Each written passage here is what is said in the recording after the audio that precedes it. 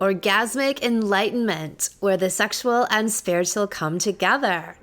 I'm Anami, and I'm a holistic sex and relationship coach and a vaginal weightlifter. In this show, we explore all things intimate.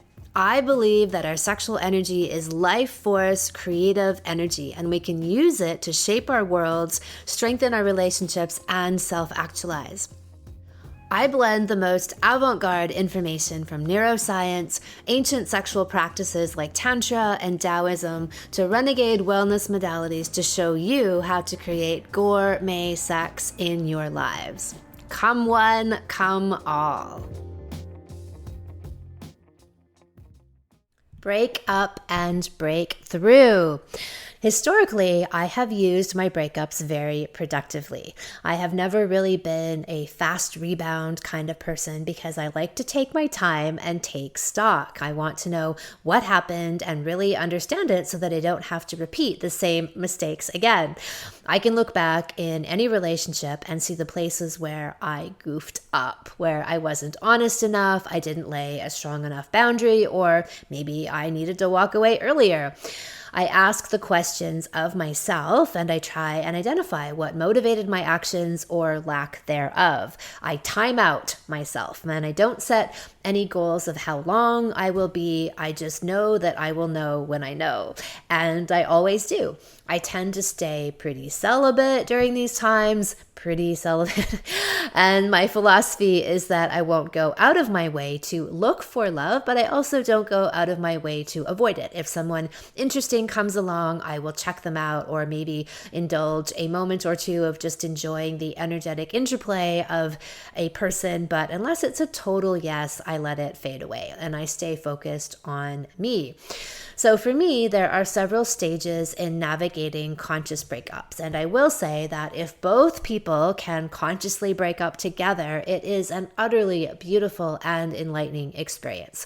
But that is a rare one. You are usually left to consciously break up on your own. So here is my guide to breaking up and breaking through, and using this time to uplevel not just your love life, but every part of your life. So the first stage, I would say, is active grieving. So learning to grieve well was one of the most significant tools I picked up on my personal growth journey. We live in a society of distractions, denial, and avoidance. Most people are doing their very best to avoid pain through television, food, alcohol, drugs, and addictive thought patterns. They are perpetually trying to avoid the deep stuff in their lives. And the entire culture reinforces and even glamorizes this as a lifestyle, right? Partying hard, forget about tomorrow, and essentially dissociate from the present moment. Well, all of my work, and especially as it pertains to this, is about confronting our deepest issues head on. You may have heard me use the term demon hunting.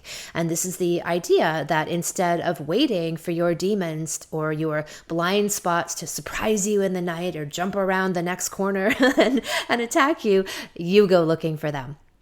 And a beautiful example of this is that there is a tribe in Malaysia called the Senoi, Senoi, and they're known as a dreaming tribe, meaning that they really pay attention to and look to their dreams for guidance and prophecy and direction in their lives and information. And so they're instructed that in their dreams, if they are ever being chased by an adversary or a demon or what have you, that they are to train themselves to turn around and confront or slay that demon, and then after its demise or after they have been victorious, to ask it for a gift, right? And then this is some kind of wisdom or information that it has within it. So let's apply this idea to grieving. We recognize that in order for us to truly heal and to reopen ourselves and our hearts at any later stage in our lives, we will need to properly grieve. So what is properly grieve? Well, this means to give plenty of time, space, respect, and honor to our own individual processes of grieving. It means that we encourage and welcome crying and sadness and even some degree of immobilization to the extent that we can fit it into our lives, i.e., we don't have to go to work that day if we're in the middle of a big grief period. We deliberately put aside habits that help us to gloss over deep feelings, as I said, like drugs or alcohol or television, the things that help us to suppress and numb.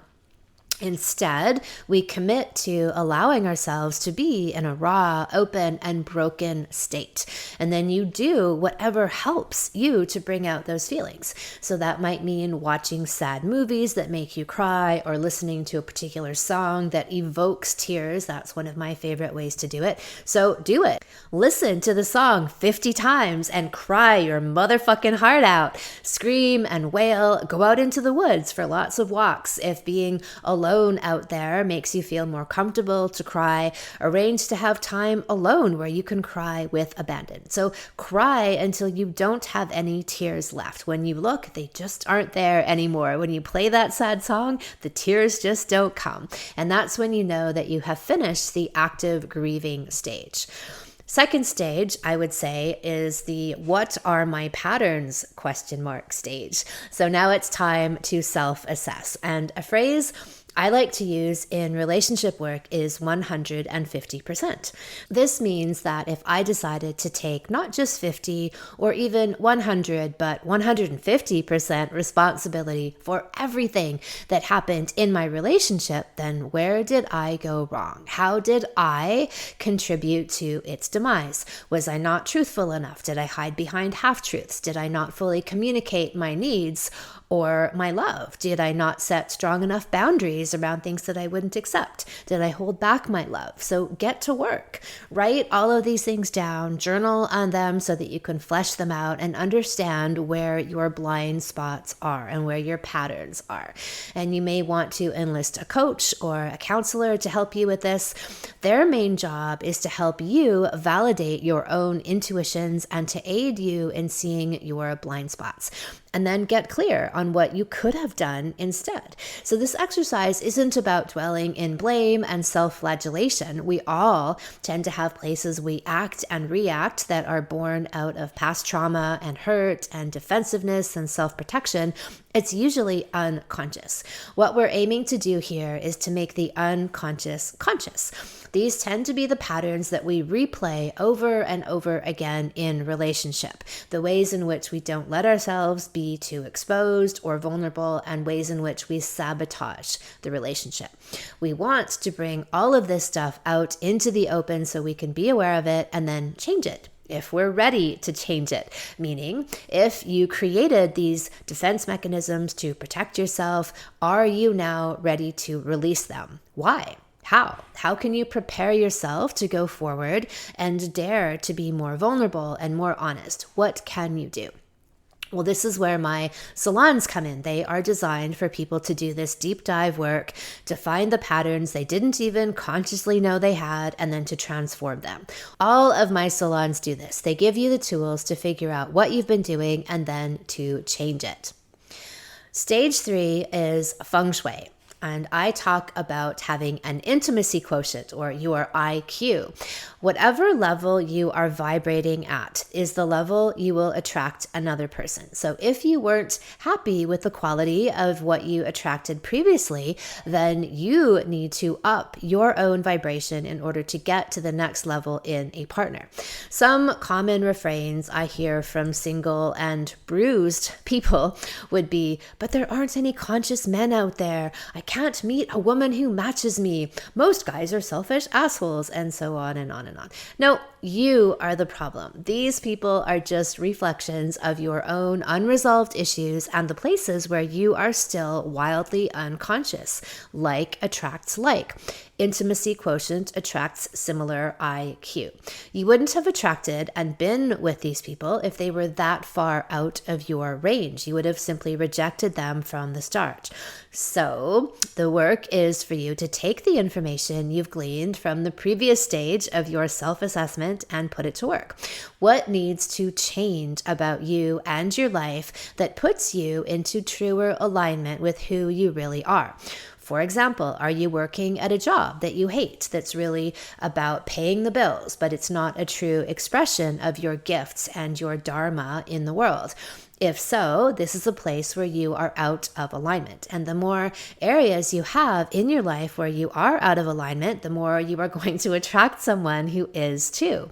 And conversely, the more places where you are in alignment, then you are more likely to attract someone who is also living closer to their highest potential. It's science, metaphysical science.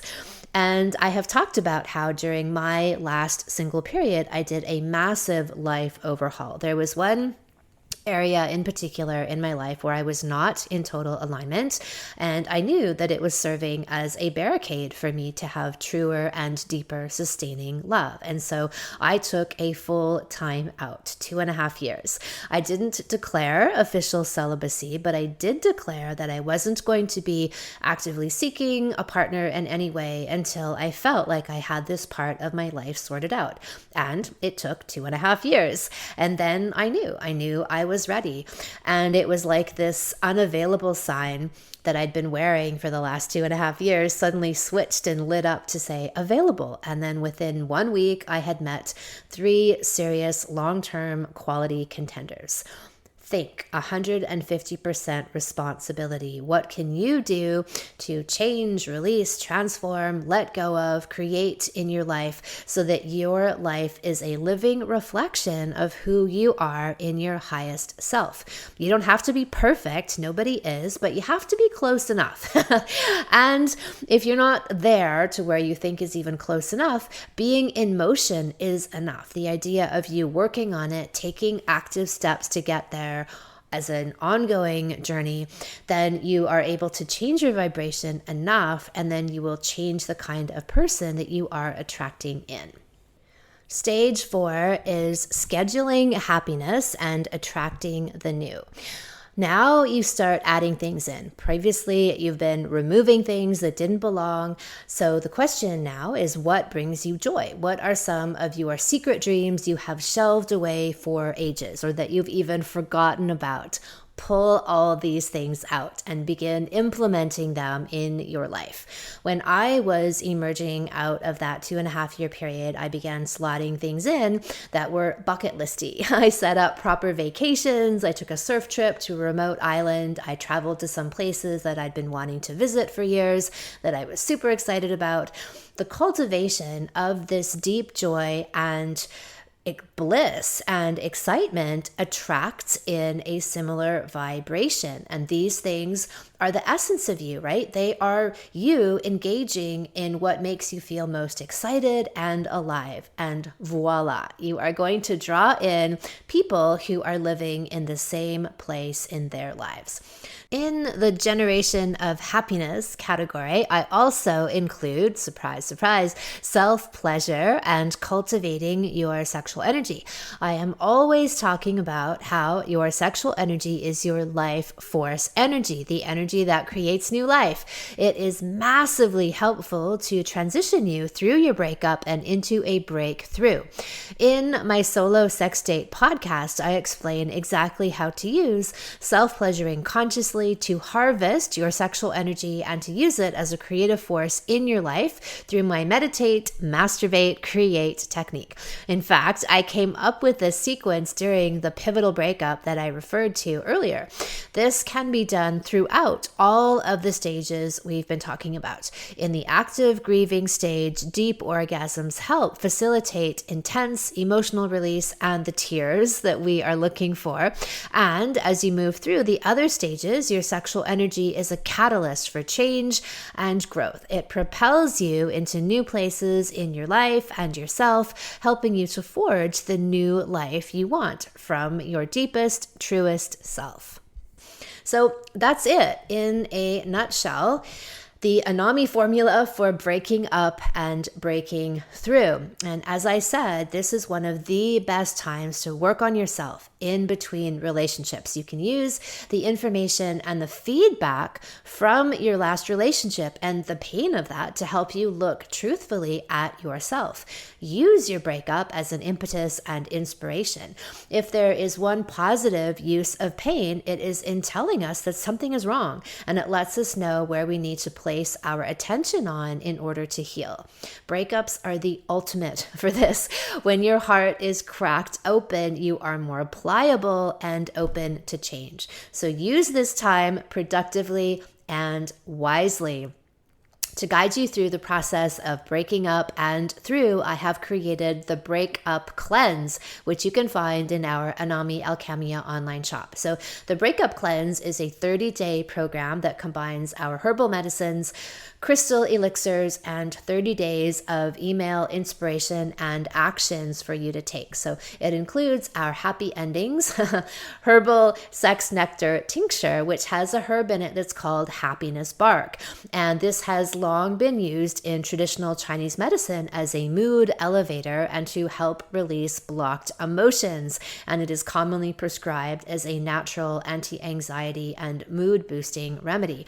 And it's thought to enhance all elements of neurotransmitter function, and it's referred to amongst herbalists as the breakup herb. Can you believe that? For its ability to help one process after a loss of love. And I've spoken to herbalists who actually give this to people at the end of relationships.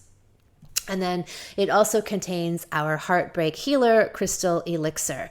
And so this is a remedy that I have made out of a crystal called dioptase. So dioptase is meant to be the best crystal for healing a broken heart. And some say that it can even heal a broken heart in an instant. So it helps to clear out traumas, patterns, and walls and barriers from past relationships so that you can heal and move on. And we all carry the wounds of past relationships, which fill up our hearts and our vision. And the idea is that dioptase will refresh and renew and create a tabula rasa, a clean slate, because we also know that our heart is a massive navigational guide for us. And when our heart is clear and clean, it actually acts as our best form of intuition and guidance in our lives. And then in addition to that, you will receive emails every day with sharing information, inspiration, and assignments, things that you need to do every day to move you through the process. You can find the Breakup Cleanse in our Anami Alchemia online shop under Sex Cleanses. Thank you so much for listening. If you haven't already, subscribe and also leave a review. And send someone else the gift of a healthy libido and an off-the-charts love life by sharing this episode with them. We'll be back next week, and in the meantime, many happy orgasms.